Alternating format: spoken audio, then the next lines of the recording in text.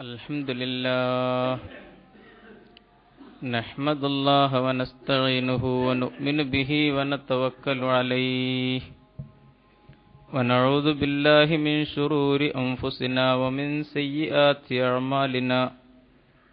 Man yahdihillahu fala mudilla lahu wa man yudlil fala hadiya lahu.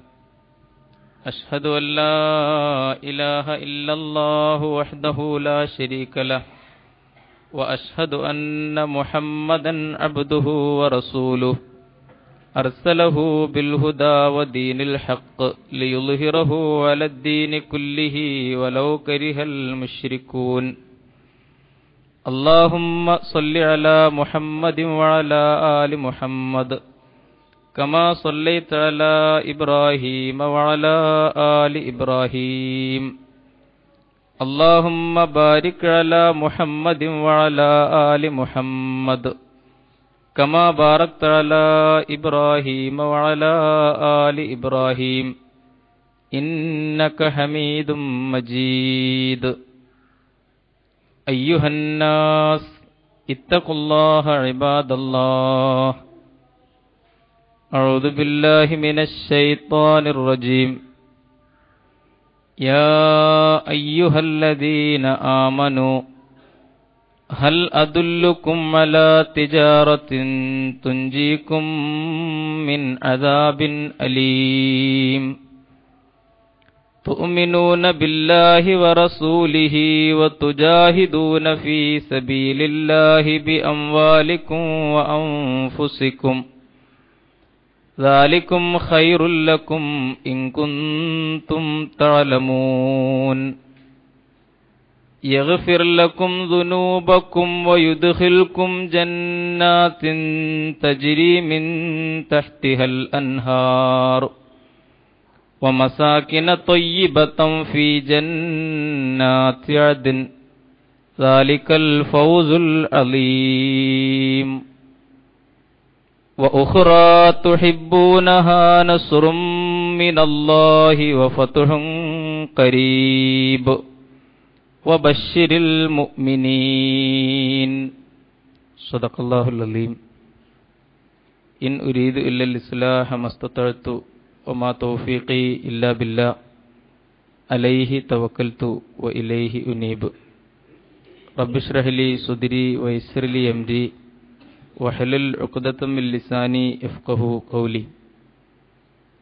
സത്യവിശ്വാസികളായ സഹോദര സഹോദരിമാരെ, സർവശക്തനായ റബ്ബിൻ്റെ തീരുമാനങ്ങൾക്ക് വഴിപ്പെട്ട് പരമാവധി സൂക്ഷ്മതയോടെ അവനോടുള്ള വിനയത്തോടെ ജീവിതത്തിൽ മുമ്പോട്ട് പോകണമെന്ന് ആദ്യമായി വസിയ്യത്ത് ചെയ്യുന്നു, ഉത്ബോധിപ്പിക്കുന്നു.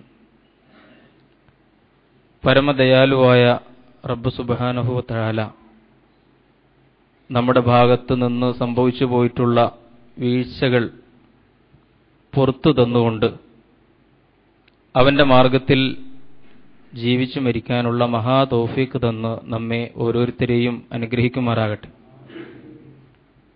മുസ്ലിം സമാജം ചരിത്രത്തിലെ ഏറ്റവും നിർണായകമായ ഒരു സന്ദർഭത്തിലൂടെയാണ് കടന്നുപോകുന്നത്. ഒരു വലിയ യുഗപ്പിറവിയുടെ അല്ലെങ്കിൽ ഒരു യുഗ സംക്രമണത്തിൻ്റെ അപൂർവമായ ചരിത്ര സാഹചര്യത്തിലാണ് നമ്മളിപ്പോൾ ജീവിച്ചുകൊണ്ടിരിക്കുന്നത്. എന്ന് പറഞ്ഞാൽ വലിയ ഒരു ലോക പരിവർത്തനം സംഭവിക്കാൻ പോകുന്നു എന്നതിൻ്റെ അടയാള മുദ്രകളാണ് നമ്മളിപ്പോൾ കണ്ടുകൊണ്ടിരിക്കുന്നത്. ലോകത്ത് നടക്കുന്ന സംഭവഗതികളെ അതിൻ്റെ ബാഹ്യപ്രത്യക്ഷങ്ങൾക്കപ്പുറം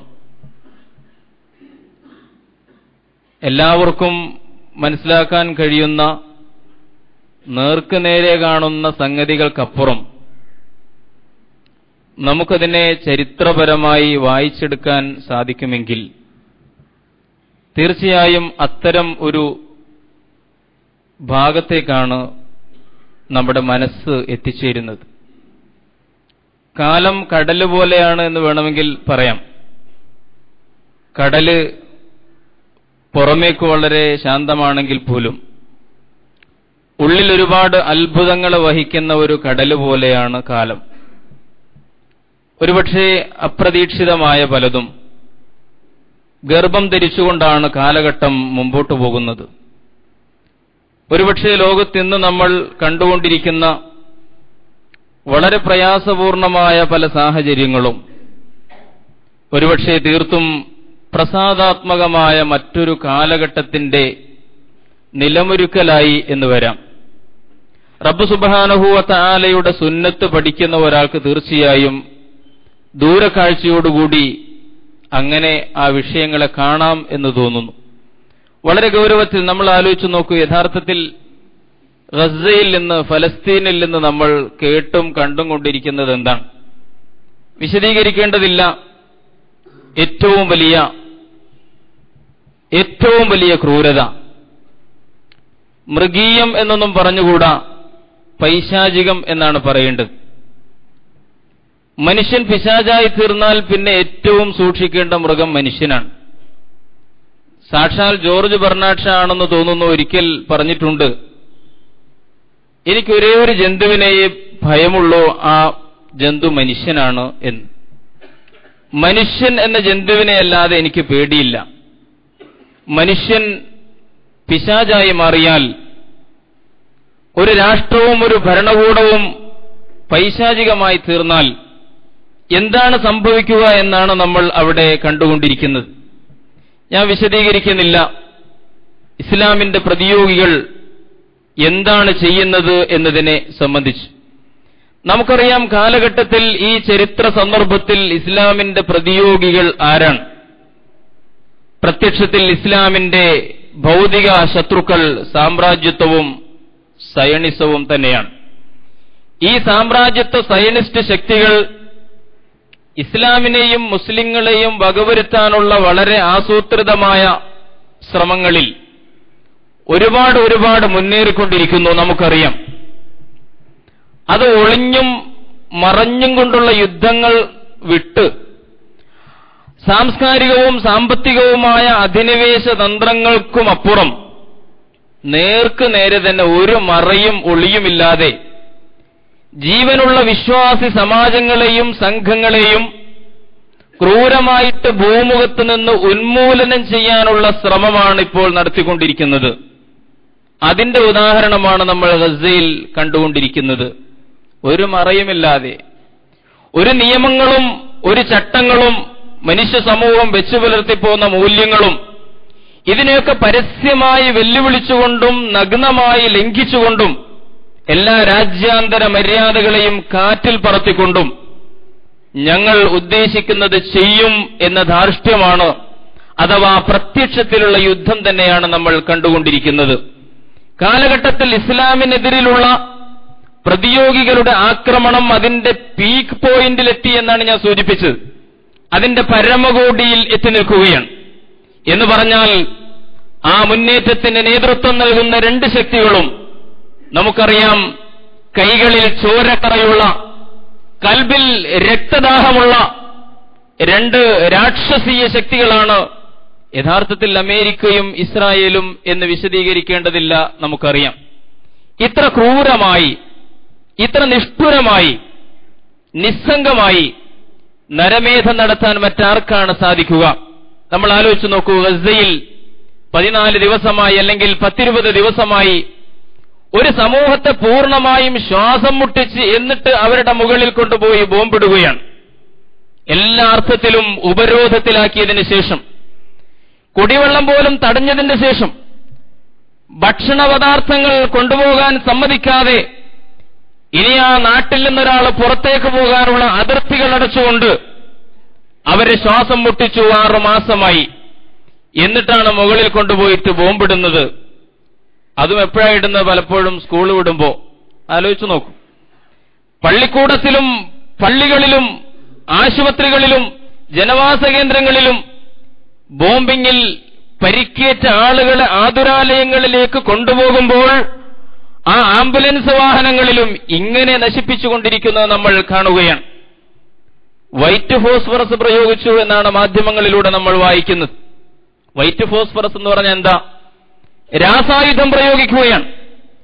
ഏറ്റവും പൈശാചികമായ 1920 1980 ജനീവ കൺവെൻഷന്റെ നഗ്നമായ ലംഘനം. ഒരു കാരണവശാലും യുദ്ധ സാഹചര്യത്തിൽ ജനവാസ കേന്ദ്രങ്ങളിൽ വെള്ള ഫോസ്ഫറസ് പ്രയോഗിക്കാൻ പാടില്ല എന്ന് ആ അന്താരാഷ്ട്ര നിയമം വരെ കാറ്റിൽ പറത്തിക്കൊണ്ട് വളരെ നഗ്നമായി വൈറ്റ് ഫോസ്ഫറസ് പ്രയോഗിച്ചു എന്ന് പറയുന്നു. മാംസം തുളച്ചു കയറി എല്ലിനെ പോലും ബാധിക്കുന്ന തുളകൾ വീഴ്ത്തുന്ന, ഡോക്ടർമാര് പറയുന്നു എക്സ്റേയിലൂടെ പോലും ആ ചെറിയ തുളകൾ പലപ്പോഴും കാണാൻ കഴിയുകയില്ല. അതിന്റെ ഇരകളാകുന്ന മനുഷ്യർ ഇഞ്ചിഞ്ചായി മരിക്കാൻ വിധിക്കപ്പെട്ടവരാണ്. ഗുരുതരമായിട്ട് പൊള്ളലേൽക്കുന്ന ശരീരം, ഒരിക്കലും ഉണങ്ങാത്ത മുറിവുകൾ സൃഷ്ടിക്കുന്ന വൈറ്റ് ഫോസ്ഫറസ് പോലും ഗസയിൽ പ്രയോഗിക്കുന്നു എന്നാണ് പറയുന്നത്. ഗസയിലെ ജനസംഖ്യയിലെ 50% പിഞ്ച് പൈതങ്ങളാണെന്ന് നമ്മൾ ഓർക്കണം. 1000-ലധികം പേര് മരണപ്പെട്ടതിൽ 300 പിഞ്ചു പൈതങ്ങളായിരുന്നു എന്ന് നമ്മൾ തിരിച്ചറിയണം. എത്രമാത്രം വലിയ ക്രൂരമായ രാക്ഷസീയമായ പൈശാചികതയാണ് ഇസ്ലാമിന്റെ പ്രതിയോഗികൾ നടത്തിക്കൊണ്ടിരിക്കുന്നത്. മുമ്പും ഈ വൈറ്റ് ഫോസ്ഫറസിന്റെ പ്രയോഗം നമ്മൾ വായിച്ചിട്ടുണ്ട്. ഇറാഖിൽ അമേരിക്ക അധിനിവേശം നടത്തുന്ന നാളുകളിൽ ഇറാഖിലെ ഫല്ലൂജയിൽ വൈറ്റ് ഫോസ്ഫറസ് പ്രയോഗിച്ചതിന്റെ വാർത്തകൾ നമ്മൾ വായിച്ചിട്ടുണ്ട്. ഇങ്ങനെ അന്ന് ലോകം മുഴുവൻ പ്രതിഷേധിച്ചപ്പോൾ ലോകത്തെ മുഴുവൻ പുച്ഛിച്ചുകൊണ്ട് അമേരിക്കയുടെ നയതന്ത്ര പ്രതിനിധികൾ മാധ്യമങ്ങളോട് പറഞ്ഞത് ഞങ്ങൾ സ്വാതന്ത്ര്യപ്പൊടി വിതറിയതല്ലേന്നാ. ഞങ്ങൾ സ്വാതന്ത്ര്യപ്പൊടി വിതറിയതല്ലേ. രാമായണത്തിലാണെന്ന് തോന്നുന്നു കൃഷ്ണനോടൊരു വർത്തമാനമുണ്ട്. കൊല്ലിക്കയല്ലേ നിനക്ക് രസമടോ എന്നാണ്. കൊല്ലിക്കയല്ലേ നിനക്ക് രസമടോ. അങ്ങനെ കൊന്ന് ആ കൊലപാതകങ്ങളിൽ ആനന്ദം കൊള്ളുന്ന ഒരു അമേരിക്കയെ, ഒരു ഇസ്രയേലിനെ സൈനിക സാമ്രാജ്യത്വത്തെ നമ്മൾ കണ്ടുകൊണ്ടിരിക്കുകയാണ്. ഇങ്ങനെ കോൺസെൻട്രേഷൻ ക്യാമ്പാക്കി മാറ്റി. ഇതൊക്കെ നമ്മൾ പറയുന്നതല്ല, മനുഷ്യത്വം ഇനിയും മരവിച്ചിട്ടില്ലാത്ത ജൂതന്മാരായ ചിന്തകന്മാർ തന്നെ എഴുതുകയാണ്. ഗസ ഇപ്പോൾ ഒരു കോൺസെൻട്രേഷൻ ക്യാമ്പായി മാറിയിരിക്കുകയാണ്. ഇങ്ങനെ കോൺസെൻട്രേഷൻ ക്യാമ്പാക്കി മാറ്റിയ ഒരു സമൂഹത്തെ, ഒരു പ്രദേശത്തെ കൊന്നു തീർത്തുകൊണ്ട് അതിൽ ആനന്ദിക്കുന്ന ഒരു സമൂഹത്തെ നമ്മൾ കാണുകയാണ്. ഗസയിലെ കുഞ്ഞുങ്ങളുടെ കാര്യം പറയേണ്ടതില്ലല്ലോ, വിശദീകരിക്കേണ്ടതില്ലല്ലോ. ഏറ്റവും വലിയ പൈശാചികത ഒന്നുമറിയാത്ത പിഞ്ചു പൈതങ്ങളുടെ മേലാണ് നടന്നുകൊണ്ടിരിക്കുന്നത്. ഇപ്പോൾ കുഞ്ഞുങ്ങൾക്ക് വേണ്ടി വിലപിക്കുന്നത് ഐക്യരാഷ്ട്രസഭയുടെ കുഞ്ഞുങ്ങൾക്ക് വേണ്ടിയുള്ള സംഘടന യൂണിസെഫ് തന്നെ വിലപിച്ചുകൊണ്ടിരിക്കുകയാണ്. 300ഓളം കുട്ടികൾ മരണപ്പെട്ടു കഴിഞ്ഞു. 1500ഓളം പിഞ്ചു പൈതങ്ങൾ ഗുരുതരമായ പരിക്കുകളോടെ ആതുരാലയങ്ങളിൽ കഴിയുകയാണ്. ഒരു സമൂഹത്തെ എന്തുമാത്രം ശ്വാസം മുട്ടിക്കുന്നു എന്ന് മനസ്സിലാക്കാൻ പ്രസവിക്കാൻ ഒരു സ്ഥലമില്ലാതെ പെണ്ണുങ്ങൾ വിഷമിക്കുന്ന ഒരു കാലഘട്ടം നിങ്ങൾ ആലോചിച്ച് നോക്കൂ. മരിച്ചാൽ കബറടക്കം ചെയ്യാൻ കബർസ്ഥാനില്ലാത്ത ഒരു കാലഘട്ടം. പത്രങ്ങൾ പറയുന്നത് വിശ്വസിക്കാമെങ്കിൽ 40,000 ഗർഭിണികളുണ്ട് ഗസയിൽ. ആ 40,000 ഗർഭിണികൾ മുറിവേറ്റവരെ കൊണ്ട് നിറഞ്ഞിരിക്കുന്ന പ്രാഥമിക സൗകര്യങ്ങൾ പോലുമില്ലാത്ത ആതുരാലയങ്ങളിൽ എവിടെ പ്രസവിക്കുമെന്ന് വിഷമിക്കുകയാണ്. മരിക്കുന്ന ആളുകളെ ഖബറടക്കാൻ ശ്മശാനമില്ലാത്ത അവസ്ഥ. ഗസ സിറ്റിയുടെ പുറത്തുള്ള വലിയ വിശാലമായ ശ്മശാനത്തിലായിരുന്നു ഖബറടക്കം ചെയ്തിരുന്നത്. 900 പേരൊക്കെ മരിച്ചിട്ട് അവരെ ഖബറടക്കാൻ സ്ഥലമില്ലാതെ ഉടർന്ന ഒരു നാട് നമ്മൾ സങ്കല്പിച്ചു നോക്കും. കാരണം അവിടെ ഇസ്രയേലിന്റെ സൈനികർ വളഞ്ഞിരിക്കുകയാണ്. ഇങ്ങനെ എല്ലാ അർത്ഥത്തിലും ഒരു വലിയ മാനുഷിക ദുരന്തത്തിലേക്ക് പോവുകയാണ് ഗസയിലെ സംഭവ വികാസങ്ങൾ. ഞാൻ വിശദീകരിക്കേണ്ടതില്ല, നിങ്ങൾക്കൊക്കെ അറിയാം. കുഞ്ഞുങ്ങളുടെ കാര്യം ഫലസ്തീനിലെ കവി സമീഹൽ ഖാസിം എഴുതിയല്ലോ. ഹൃദയത്തിലേക്ക് വല്ലാതെ ഹൃദയങ്ങളെ പൊള്ളിച്ചു കളയുന്ന കവിത. 1-2 വരിയേ ഉള്ളൂ. അദ്ദേഹം പറഞ്ഞു, നിങ്ങളുടെ കുഞ്ഞുങ്ങൾ ജനിക്കുമ്പോൾ, നിങ്ങളുടെ കുഞ്ഞുങ്ങൾ പിറന്നു വീഴുമ്പോൾ അവരെ കാത്തിരിക്കുന്നത് ഉപഹാരങ്ങൾ, ആഘോഷങ്ങൾ, ആഭരണങ്ങൾ. പക്ഷേ ഫലസ്തീനിലെ ഞങ്ങളുടെ കുഞ്ഞിനെ കാത്തിരിക്കുന്നത് ഒരു സംഗതി മാത്രം, അതൊരു കുഞ്ഞി കഫൻ പുടവയാണ് എന്നാണ് ഹൃദയം നിലവിളിച്ചുകൊണ്ട് ആ കവി എഴുതിയത്. ഇങ്ങനെ ഇത്രമാത്രം സഹിക്കാൻ കുഞ്ഞുങ്ങൾ നഷ്ടപ്പെടുന്ന മാതാപിതാക്കൾ വിശുദ്ധ ഖുർആൻ പറഞ്ഞല്ലോ, യതൂഫു അലൈഹിം വിൽദാനും മുഖല്ലദൂൻ ഇദാ റഅയ്തഹും ഹസിബതഹും ലുഅലുഅൻ മൻസൂറ. നാളെ പരലോകത്ത് പടച്ചവന്റെ സ്വർഗത്തിൽ പ്രായപൂർത്തിയെത്താതെ മരിച്ചുപോയ ഈ പളങ്കുമണികൾ പോലുള്ള പിഞ്ചു പൈതങ്ങൾ അവരവിടെ ഉണ്ടാകും. സ്വർഗത്തിൽ സ്വർഗവാസികൾ മാതാപിതാക്കൾക്കിടയിൽ പലഹാരങ്ങൾ വിതരണം ചെയ്തുകൊണ്ട് നടക്കുന്ന മുത്തുമണികൾ പോലെ പവിഴങ്ങൾ പോലെ തോന്നിക്കുന്ന പിഞ്ചുമക്കളുടെ കാര്യം വിശുദ്ധ ഖുർആൻ പറയുകയുണ്ടായി.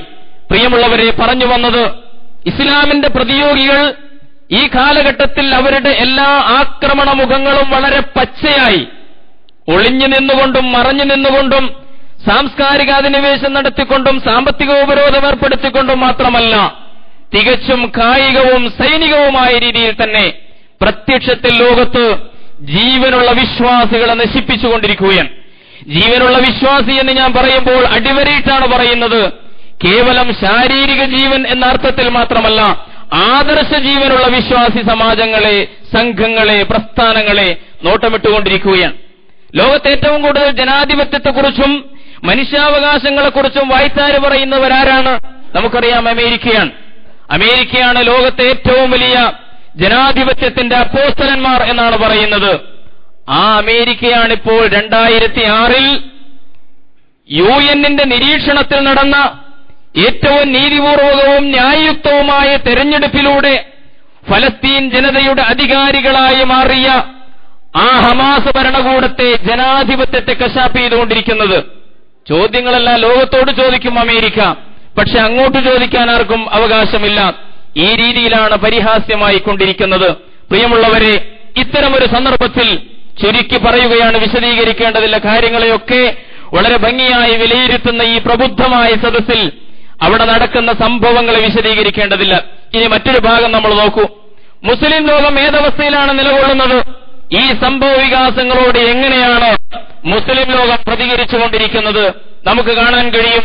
ഏറ്റവും വലിയ ഭീരുത്വവും ഏറ്റവും വലിയ അപകർഷതയും ഏറ്റവും വലിയ പേടിയും ഇന്ന് മുസ്ലിം സമൂഹത്തെ ആവരണം ചെയ്തുകൊണ്ടിരിക്കുകയാണ്.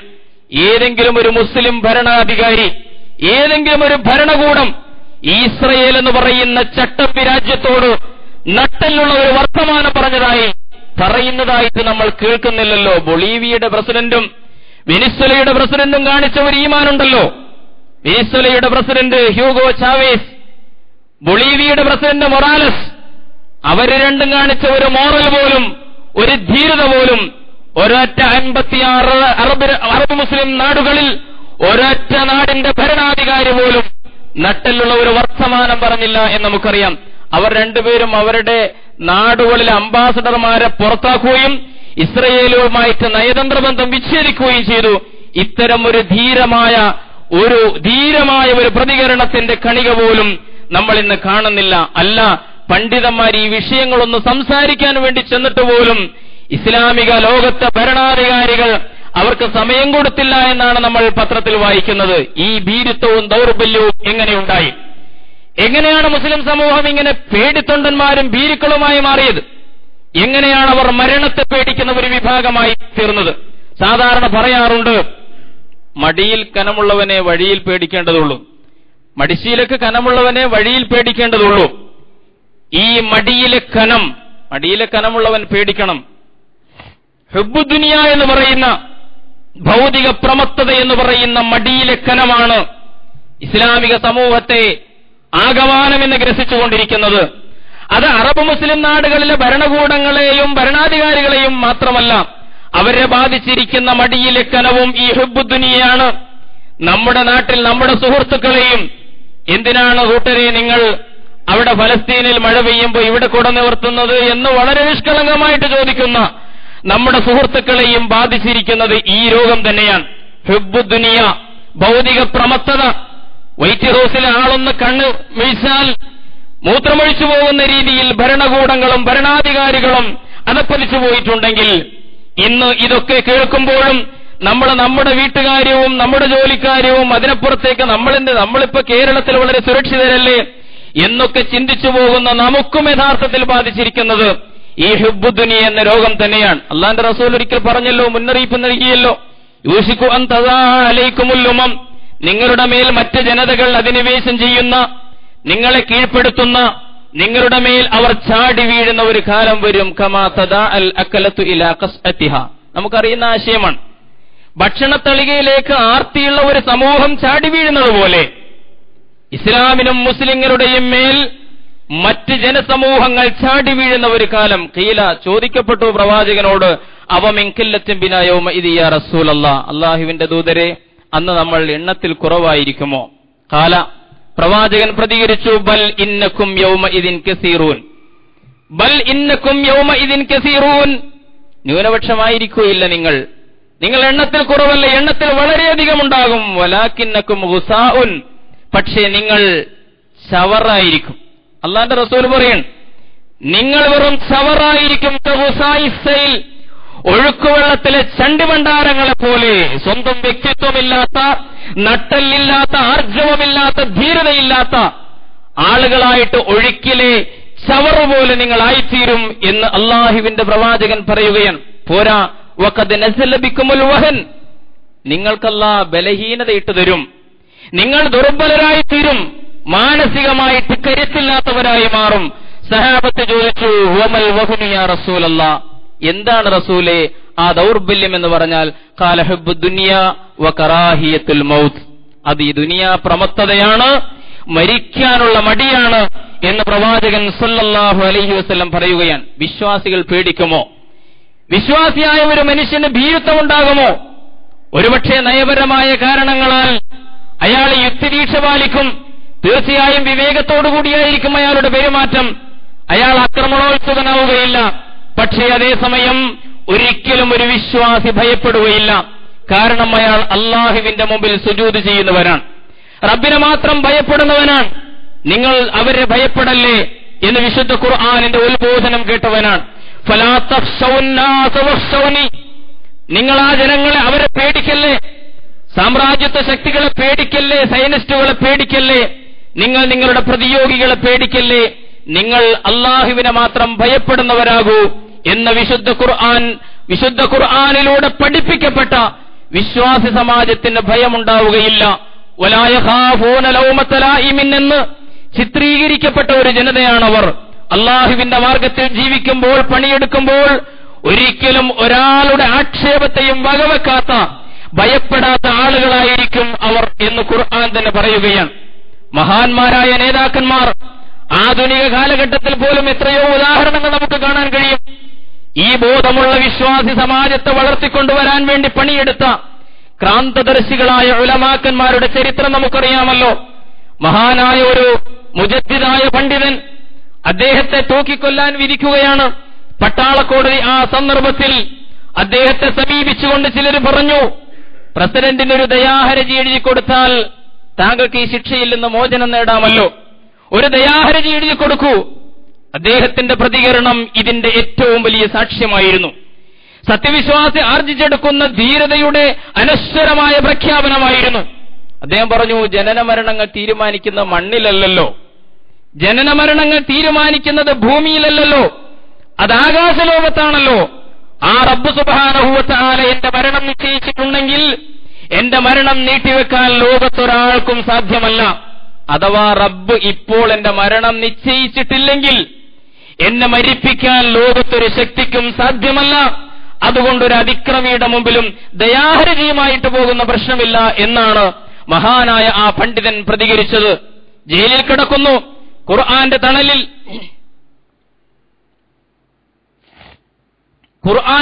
ജീവിച്ച ഒരു മഹാനായ പണ്ഡിതൻ. ഖുർആൻ വ്യാഖ്യാനം അദ്ദേഹത്തെ സംബന്ധിച്ചിടത്തോളം നമുക്കറിയാമല്ലോ. ഖുർആനിന്റെ തണലിലേക്ക് ലോകത്തെ വിളിച്ചുകൊണ്ട് ജീവിതം രക്തസാക്ഷിത്വത്തിനു വേണ്ടി കരുതിവെച്ച ഒരു മഹാപണ്ഡിതൻ. അദ്ദേഹത്തോടും പറയുകയുണ്ടായി, ഇരുമ്പഴികൾക്കുള്ളിൽ പീഡനം സഹിച്ചുകൊണ്ടിരിക്കുന്ന സന്ദർഭത്തിൽ താങ്കൾ ഒരു ദയാഹരജി എഴുതണം, അവിടെ ഒന്ന് ഒപ്പിട്ട് തന്നാൽ മതി എന്ന് പറഞ്ഞപ്പോൾ മഹാനായ ആ പണ്ഡിതന്റെ ഒരു പ്രതികരണമുണ്ട്. അത് ഒപ്പിടണമെങ്കിൽ എന്റെ വിരൽ വളക്കണമല്ലോ, എന്റെ വിരൽ വളയുകയില്ല. ആ ചൂണ്ടുവിരൽ അത്തഹിയ്യാത്തിൽ അള്ളാഹുവിന്റെ മുമ്പിൽ നമസ്കരിച്ചു കൊണ്ടിരിക്കുന്ന സന്ദർഭത്തിൽ അത്തഹിയ്യാത്തിന്റെ തശഹുദിനു വേണ്ടി ഉയരുന്ന ചൂണ്ടുവിരലാണത്. അത് മടങ്ങാൻ പ്രയാസമാണ് അക്രമികളുടെ മുമ്പിൽ ഒപ്പിട്ടു കൊടുക്കാൻ എന്ന് പ്രതികരിച്ച മഹാന്മാരായ ലാ യഖാഫൂന ലൗമത ലായിമിൻ, ഒരാക്ഷേപകന്റെ ആക്ഷേപവും ഭയപ്പെടാത്തവരായിരുന്നു അവർ. വലാ തഖാഫൂഹും മഖാഫൂനി, നിങ്ങൾ ആരെയും പേടിക്കല്ലേ, നിങ്ങൾ എന്നെ മാത്രം ഭയപ്പെട്ടാൽ മതി എന്ന് അല്ലാഹു പറയുന്നു. അതുകൊണ്ടാണ് ഹിജ്റക്കൊരുങ്ങിയ ജിഹാദിനൊരുങ്ങിയ ആളുകൾ അവരെ മറ്റുള്ളവർ പീഡിപ്പിക്കാൻ ശ്രമിച്ചപ്പോൾ, ഖുറൈശികളുടെ ശക്തി സന്നാഹങ്ങളെക്കുറിച്ച് പീഡിപ്പിക്കാൻ ശ്രമിച്ചപ്പോൾ അവർ പറഞ്ഞു ഹസ്ബുനല്ലാഹു വനിഅമൽ വക്കീൽ, ഞങ്ങൾക്കല്ല മതി എന്ന് പറഞ്ഞ ഏറ്റവും വലിയ നിർഭയത്വം. ഫിർഔനും കൂട്ടരും കൊല്ലുകയാണ് സത്യവിശ്വാസികളെ. ലഉഖത്തിഅന്ന ഐദിയകും വഅർജുലകും മിൻ ഖിലാഫ് വലഉസല്ലിബന്നകും ഫീ ജുദൂഇൻ നഖൽ, നിങ്ങളുടെ കരചരണങ്ങൾ പരസ്പരം ഞാൻ ഛേദിച്ചു കളയും. ഭരണകൂട ഭീകരതയാണ്. ഗാണ്ടനാമോയിലൊക്കെ ചെയ്തല്ലോ, അതുപോലെ ആ കാലഘട്ടത്തിലെ ഫറോവ പീഡിപ്പിക്കുകയാണ്. നിങ്ങളുടെ കരചരണങ്ങൾ, കൈകാലുകൾ പരസ്പര വിരുദ്ധമായി നാം ഛേദിച്ചു കളയും. പോരാ, വല ഉസല്ലിബന്നകും ഫീ ജുദൂഇൻ നഖൽ, എന്നിട്ട് ഈത്തപ്പന തടിയിൽ നിങ്ങളെ കുരിശിൽ തറച്ച് കൊല്ലാൻ പോവുകയാണ് എന്ന് പറയുമ്പോൾ, അങ്ങനെ ആ ഏറ്റവും വലിയ ഭീഷണിയുടെ മുമ്പിൽ ആ സാഹിരീങ്ങളായ വിശ്വാസികൾ അവരെന്താണ് പ്രതികരിച്ചത്? ഫഖ്ലിമാ അൻത ഖാൽ, ഫഖ്ലിമാ അൻത ഖാൽ ഇന്നമാ തഖ്ലി ഹാദിഹിൽ ഹയാത്തു ദുനിയ, വിധിച്ചോളൂ നീ ഇഷ്ടം പോലെ, പക്ഷേ നിന്റെ വിധി നടപ്പിലാവുക ഈ ദുനിയാവിൽ മാത്രമാണല്ലോ എന്ന് പറഞ്ഞിട്ട് പുഞ്ചിരിയോടുകൂടി ശിക്ഷയേറ്റുവാങ്ങാൻ സന്നദ്ധമായ നിർഭയത്വം തന്റെ ഈ നട്ടെല്ല് ഇസ്ലാമിക സമൂഹത്തിൽ നിന്ന് നഷ്ടപ്പെട്ടുകൊണ്ടിരിക്കുകയാണ്. അതാണ് നമ്മൾ ഈ പ്രശ്നത്തിൽ കാണേണ്ട ഒരു വലിയ കാര്യം. ഈ ധൈര്യമാണ്, ഈ സാഹിര്യങ്ങളുടെ ധൈര്യം, ഈ സഹാബത്തിന്റെ ധൈര്യം. യഥാർത്ഥത്തിൽ ഇതാണ് കാലഘട്ടം ആവശ്യപ്പെടുന്നത് എന്ന് മാത്രം സൂചിപ്പിക്കുകയാണ്. മൂന്നാമത്തെ ഒരു വശം നമ്മൾ മനസ്സിലാക്കണം. ഇങ്ങനെയൊക്കെ ഉള്ളതോടൊപ്പം വളരെ ഗുരുതരമായ സ്ഥിതിവിശേഷങ്ങളിലൂടെ കടന്നു പോകുമ്പോഴും വളരെ പ്രത്യാശയുടെ, പ്രതീക്ഷയുടെ രജതരേഖകൾ നമ്മൾ കാണുന്നുണ്ട് എന്ന് നമ്മൾ തിരിച്ചറിയേണ്ടതുണ്ട്. ഞാൻ നേരത്തെ സൂചിപ്പിച്ചല്ലോ, ഇസ്ലാമിന്റെ പ്രതിയോഗികൾ അവരുടെ അതിക്രമത്തിന്റെ പീക്ക് പോയിന്റിൽ നിൽക്കുകയാണ്, ഏറ്റവും ഉയരത്തിൽ നിൽക്കുകയാണ്. തീർച്ചയായും ഒരു പ്രകൃതി നിയമമുണ്ട്, അങ്ങനെ അറ്റത്തെത്തിയാൽ പിന്നെ താഴേക്കാണ് ഗതി. അതതിന്റെ പ്രകൃതി നിയമമാണ്, അത് അല്ലാഹുവിന്റെ സുന്നത്തുമാണ്. അതുകൊണ്ടത് താഴേക്ക് തകരാൻ പോവുകയാണ് എന്ന് നമ്മൾ തിരിച്ചറിയണം. അതുകൂടാതെ നമുക്കറിയാം, ലോകത്തിന്റെ ഏത് മുക്കുമൂലകളിലും ഇന്ന് അമേരിക്ക എന്ന് പറഞ്ഞാൽ വെറുക്കപ്പെട്ട ജഗത്താനാണ്. പണ്ട് ഇറാന്റെയൊക്കെ ഭരണാധികാരികൾ പ്രസംഗിക്കുമ്പോഴാണ് അമേരിക്ക ശൈത്താനുൽ കബീർ, റഫ്സൻജാനിയൊക്കെ ഇങ്ങനെ ആവേശത്തിൽ പറയുമ്പോഴാണ് നമ്മൾ കേൾക്കുന്നത് വലിയ ജഗത്താനായ അമേരിക്ക, വലിയ ജഗത്താനായ അമേരിക്ക. പക്ഷെ ഇന്ന് ലോകത്തെ ഏത് കൊച്ചുകുട്ടിക്കും അറിയാം അവൻ തന്നെയാണ് ഏറ്റവും വലിയ ചെകുത്താനെന്ന്.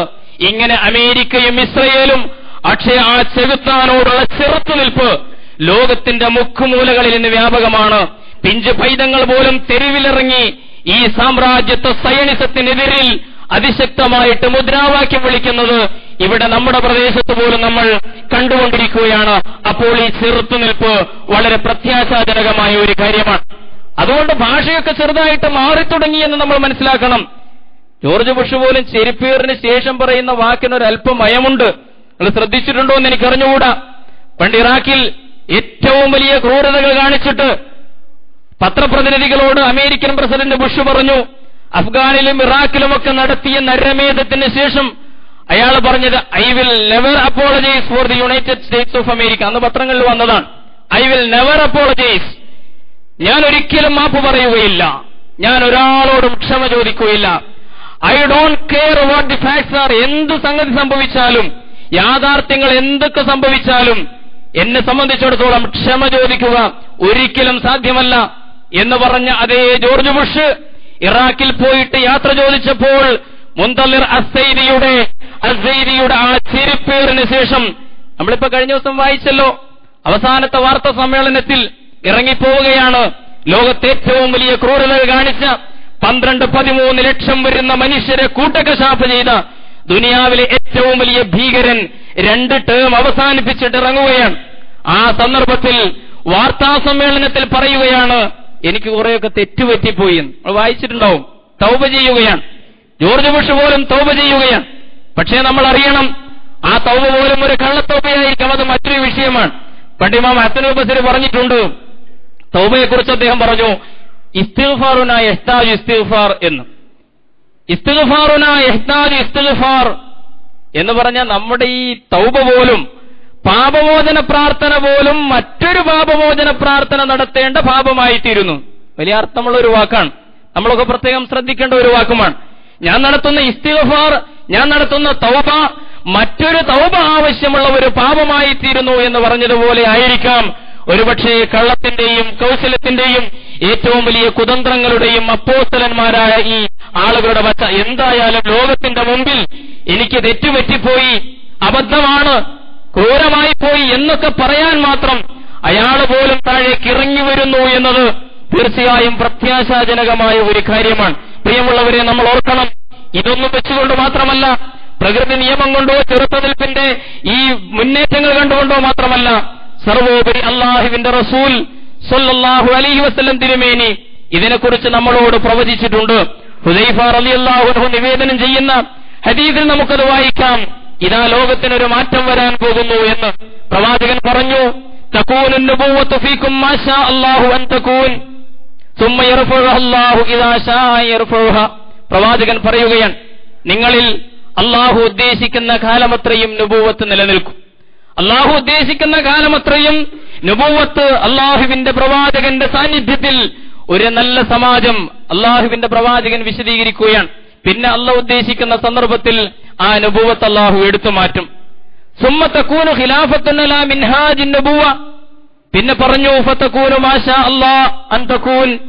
പിന്നെ നുബുവത്തിന്റെ മാതൃകയിലുള്ള ഒരു ഖിലാഫത്ത് നിലവിൽ വരും. ആ ഖിലാഫത്തും അല്ലാഹു ഉദ്ദേശിക്കുന്ന കാലത്തോളം നിലനിൽക്കും. സുമ്മ യർഫഉഹ ഇദാ ശാ യർഫഅഹ. പിന്നെ അല്ലാഹു ഉദ്ദേശിക്കുന്ന കാലത്ത് ആ ഖിലാഫത്തിനെ അല്ലാഹു എടുത്തു മാറ്റും. സുമ്മ തകൂനു മുൽക്കൻ ആല്ലൻ. പ്രവാചകൻ പറയുന്നു, സുമ്മ തകൂനു മുൽക്കൻ ആല്ലൻ ഫതകൂനു മാ ശാ അല്ലാഹു അൻ തകൂൻ. പിന്നെ പ്രവാചകൻ വിശദീകരിച്ചു, കടിച്ചു കീറുന്ന രാജാക്കന്മാരുടെ രാജാധിപത്യ ഭരണക്രമം നിലവിൽ വരും. അല്ലാഹു ഉദ്ദേശിക്കുന്ന കാലത്തോളം അത് നിലനിൽക്കും. പിന്നെ അല്ലാഹു ഉദ്ദേശിക്കുന്ന കാലം കഴിയുമ്പോൾ അത് അല്ലാഹു എടുത്തു മാറ്റും.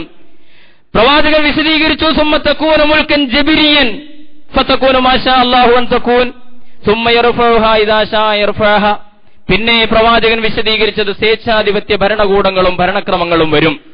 മുൽക്കൻ ജബരിയൻ, അത് വന്നാൽ അതും അല്ലാഹു ഉദ്ദേശിച്ചത്ര കാലം നിലനിൽക്കും. ശേഷം അല്ലാഹു അതും എടുത്തു മാറ്റും. പ്രവാചകൻ തുടരുന്നു, സുമ്മ തകൂനു ഖിലാഫത്തുൻ അലാ മിൻഹാജിൻ നുബുവ. എന്നിട്ടോ അതും കഴിഞ്ഞാൽ പിന്നെ വരാൻ പോകുന്നത് ആദ്യം പറഞ്ഞ ആ നുബുവത്തിന്റെ അടിസ്ഥാനത്തിലുള്ള ആ പ്രവാചകത്വ മാതൃകയിലുള്ള ഒരു ഖിലാഫത്തിന്റെ വ്യവസ്ഥയാണ് വരാൻ പോകുന്നത്. സുമ്മ സകത. മഹാനായ സഹാബി പറഞ്ഞു, ഇത്ര വിശദീകരിച്ചിട്ട് പിന്നെ പ്രവാചകൻ മൗനം പാലിച്ചു. പ്രിയമുള്ളവരെ, ഖിലാഫത്ത് തിരിച്ചു വരുമെന്നത് അള്ളാഹുവിന്റെ പ്രവാചകൻ പറഞ്ഞ പ്രവചനവും പ്രത്യാശയുമാണ്. ഇത് 1400 കൊല്ലത്തെ ഒരു പഴം വാക്കല്ലേ എന്ന് നിങ്ങൾ ചിന്തിക്കണ്ട. അത് ഏറ്റവും വലിയ പുതുമയുള്ള വാക്യവുമാണ്. കാരണം പറഞ്ഞത് അള്ളാന്റെ റസൂലാണല്ലോ. അത് പഴയതാണെങ്കിലും നിത്യമായി പുതുമയുള്ളതാണ് എന്ന് ഞാനല്ല, ഒരു മുസ്ലിം പണ്ഡിതനുമല്ല പറയുന്നത്. സാക്ഷാൽ പടിഞ്ഞാറൻ ചിന്തകന്മാർ വരെ പറയുന്നത് ഇതാ ഇസ്ലാമിക ഖിലാഫത്ത് തിരിച്ചു വരാൻ പോകുന്നു. അതിന്റെ തത്രപ്പാടാണ് നമ്മൾ ഈ കാണുന്നത്. അതിനുവേണ്ടി അല്ലാഹ് കളമൊരുക്കുകയാണ്, അതിന് നിലമൊരുക്കുകയാണ് എന്ന് ദൂരക്കാഴ്ചയോടുകൂടി തിരിച്ചറിയാൻ നമുക്ക് കഴിയണം. ഹാർവാർഡ് യൂണിവേഴ്സിറ്റിയിലെ നിയമവിഭാഗം പ്രൊഫസറായ നോഹ് ഫെൽഡ്മാൻ എന്ന് പറയുന്ന എഴുത്തുകാരൻ, അദ്ദേഹത്തിന്റെ വളരെ പ്രസിദ്ധമായ ഒരു ഗ്രന്ഥം ഈയിടെ പുറത്തിറങ്ങി. നമ്മളൊക്കെ അറിഞ്ഞതാണ്. The fall and rise of Islamic State എന്നാണ് അതിന്റെ തലക്കെട്ട്. ഇസ്ലാമിക ഖിലാഫത്തിന്റെ വീഴ്ചയും ഉയർച്ചയും. ഇതാ ഇസ്ലാമിക ഖിലാഫത്ത് ഫീനിക്സ് പക്ഷിയെ പോലെ തിരിച്ചു വരാൻ പോവുകയാണ്. അത് ചാരക്കൂനയിൽ നിന്ന് വീണ്ടും പറന്നുയരും എന്ന് പറയുന്നത് പടിഞ്ഞാറൻ ചിന്തകന്മാർ. സാമുവൽ ഹണ്ടിങ്ടൺ മാത്രമല്ല അമേരിക്കയിലുള്ളത്, നല്ല ബുദ്ധിയുള്ള ബോധമുള്ള ജൂതചിന്തകന്മാർ വരെ. നോം ചോംസ്കിയൊക്കെ ജൂതന്മാരായ ചിന്തകന്മാരാണ്. പ്രിയമുള്ളവരെ, ആലോചിച്ചു നോക്കൂ. അപ്പോൾ അല്ലാഹുവിന്റെ പ്രവാചകൻ പറഞ്ഞ പ്രവചനം, സുമ്മ തകൂനു ഖിലാഫത്തുൻ അലാ മിൻഹാജിൻ നുബുവ, നുബുവത്തിന്റെ മാതൃകയിലുള്ള ഒരു ഖിലാഫത്ത്. പക്ഷേ ഇങ്ങനെ ഒരു സംഗതി സംഭവിക്കുമ്പോൾ നമ്മുടെ ചരിത്ര നിയോഗം എന്താണ് എന്ന് നമ്മൾ തിരിച്ചറിയണം. റബ്ബ് പറഞ്ഞ മാർഗത്തിൽ നമ്മുടെ ജീവിതത്തെ ചിട്ടപ്പെടുത്തുക എന്നതാണ്. പടച്ചവൻ പഠിപ്പിച്ച ഒരു ബിസിനസ്സിൽ ഏർപ്പെടുക എന്നതാണ്. അല്ലാഹു ഉപയോഗിച്ച വാക്കാണ് വ്യാപാരം എന്ന്. യാ അയ്യുഹല്ലദീന ആമനൂ ഹൽ അദുല്ലുക്കും അലാ തിജാറത്തിൻ തുൻജീകും മിൻ അദാബിൻ അലീം. ഇതാ നോവുന്ന ശിക്ഷയിൽ നിന്ന് നിങ്ങളെ രക്ഷിക്കുന്ന ഒരു ബിസിനസ് ഞാൻ പറഞ്ഞു തരട്ടെ. അല്ലാഹ് പറയുകയാണ്, കച്ചവടത്തോട് ഏറ്റവും ഒട്ടുനിൽക്കുന്ന ഒരു ബിസിനസ് മൈൻഡഡായി മാറിക്കൊണ്ടിരിക്കുന്ന സമൂഹങ്ങൾക്ക് ഇത് വേഗം മനസ്സിലാകും. ഒരു കച്ചവടത്തെക്കുറിച്ച്, ലാഭകരമായ ഒരു കച്ചവടത്തെക്കുറിച്ച് ഞാൻ നിങ്ങൾക്ക് പറഞ്ഞു തരാം. എന്താണ് അതിന്റെ മൂലധനം? തുഅ്മിനൂന ബില്ലാഹി വറസൂലിഹി വതുജാഹിദൂന ഫീ സബീലില്ലാഹി ബിഅംവാലിക്കും വഅൻഫുസിക്കും. സൂറത്തു സുഫ് അല്ലാഹ് പറയുകയാണ്, രണ്ട് മൂലധനമാണ് അതിനാവശ്യം. ഒന്ന് ഈമാനാണ്, രണ്ടാമത്തേത് ഈമാനിന്റെ അടിസ്ഥാനത്തിലുള്ള അഅമാലുകളാണ്. അള്ളാഹുവിന്റെ മാർഗത്തിൽ ധനവും ശരീരങ്ങളും ഉപയോഗിച്ചുകൊണ്ടുള്ള ത്യാഗപരിശ്രമങ്ങളാണ്. ഇത് രണ്ടുമാണ് അതിന്റെ മൂലധനം. എങ്കിൽ യഗ്ഫിർ ലക്കും ദുനൂബക്കും, അള്ളാഹു നിങ്ങൾക്ക് മഗ്ഫിറത്ത് നൽകും. വയുദ്ഖിലുക്കും ജന്നാത്തിൻ തജ്രീ മിൻ തഹ്തിഹൽ അൻഹാർ, സ്വർഗ്ഗത്തിൽ പ്രവേശിപ്പിക്കും. അല്ലാഹ് പറയുകയാണ്, ദാലിക്കൽ ഫൗസുൽ അലീം വമസാകിന ത്വയ്യിബത്തൻ ഫീ ജന്നാത്തി അദൻ. അല്ല, സ്വർഗ്ഗത്തിന്റെ മണിമേടകൾ, മസാകിന ത്വയ്യിബ. സാധാരണ നമ്മൾ പരസ്യം വായിക്കാറുണ്ടല്ലോ, ഇതാ ഇത്ര ലക്ഷം റുപ്പിക നിങ്ങൾ ഇപ്പോൾ നിക്ഷേപിച്ചാൽ നിങ്ങൾ ഇഷ്ടപ്പെടുന്ന ആ സുന്ദരമായിട്ടുള്ള നഗരത്തിൽ നല്ലൊരു വില്ല, നിങ്ങൾക്ക് നല്ലൊരു അപ്പാർട്ട്മെന്റ്, നല്ലൊരു ഫ്ലാറ്റ്. അല്ലാഹ് പറയുകയാണ്, വമസാകിന ത്വയ്യിബത്തൻ ഫീ ജന്നാത്തി അദൻ, നിത്യമായ സ്വർഗീയ ഉദ്യാനങ്ങളിൽ നിങ്ങൾക്ക് അധിവസിക്കാൻ നല്ല പാർപ്പിടങ്ങൾ അല്ലാഹ് തരും. പോരാ, വഉഖ്റാ തുഹിബ്ബൂനഹാ, പിന്നെ നിങ്ങൾ ആഗ്രഹിക്കുന്ന മറ്റൊന്നുകൂടി അല്ലാഹ് നൽകും. നസ്റും മിനല്ലാഹി വഫത്ഹുൻ ഖരീബ്, അത് അല്ലാഹുവിങ്കിൽ നിന്നുള്ള സഹായമാണ്. അതുപോലെ തന്നെ ആസന്നമായ, വളരെ സമീപത്ത് നിൽക്കുന്ന വിജയമാണ്. ഇതാ ഈ കൂരിരുൾ മാറി വെളിച്ചത്തിന്റെ ഒരു ലോകം വരാൻ പോവുകയാണ്. ഇതാ അള്ളാഹുവിന്റെ ഖിലാഫത്തുള്ള ഒരു പ്രാതിനിധ്യത്തിന്റെ ഒരു അവസ്ഥാവിശേഷം, ഇവിടെ ഒരു ഭരണക്രമം ഉണ്ടാകാൻ പോവുകയാണ്.